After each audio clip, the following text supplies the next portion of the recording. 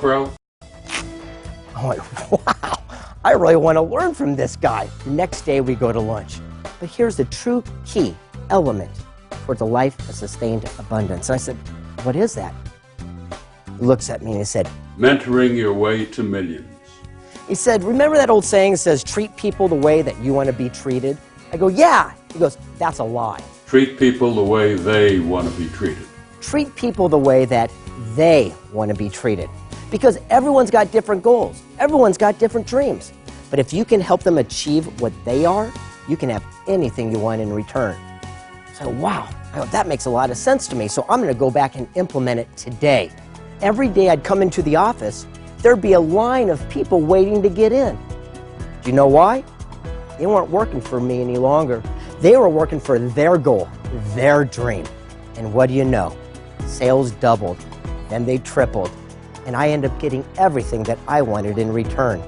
So the key element to true wealth, to get what you want, help others get what they want first.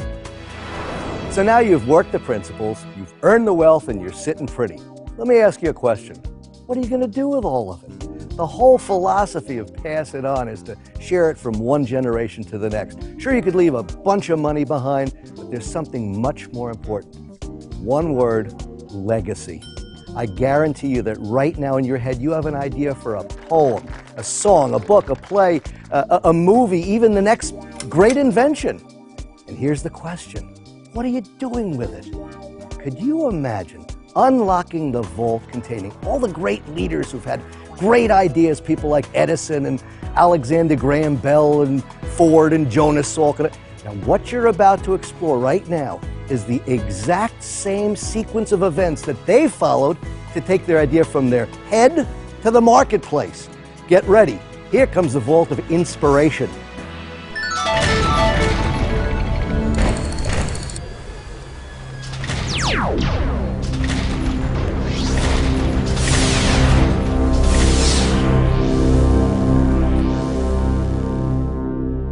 Oh, hey, welcome to my workshop.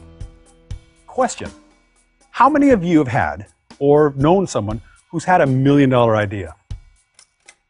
How many of those ideas have produced $1 million? Well, few to none, I'll bet. Because like you, I once thought I had $1 million idea, but I was wrong. What I had was a $75 million idea. I mean, it's pretty cool, it happens. But it only happens when you follow a certain sequence of action steps in order to get this idea out of your head and into the marketplace.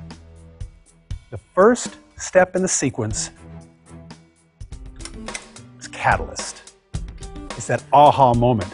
We all have them. The point is recognizing it. It's a step of recognition. When you're driving down the road, you're in the shower, or you wake up in the middle of the night because it hit you like a ton of bricks. I get my ideas just walking along the ocean. My moments come to me when I'm surrounded by the beauty of nature. My best ideas come when I'm on a power walk.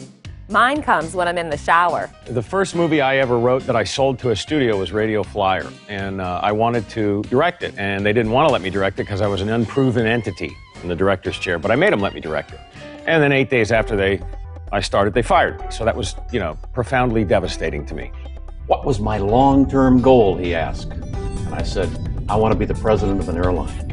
And he laughed at me. That set me on my way. Catalyst for me, you want to fire me up, get me going, tell me I can't do something. By the time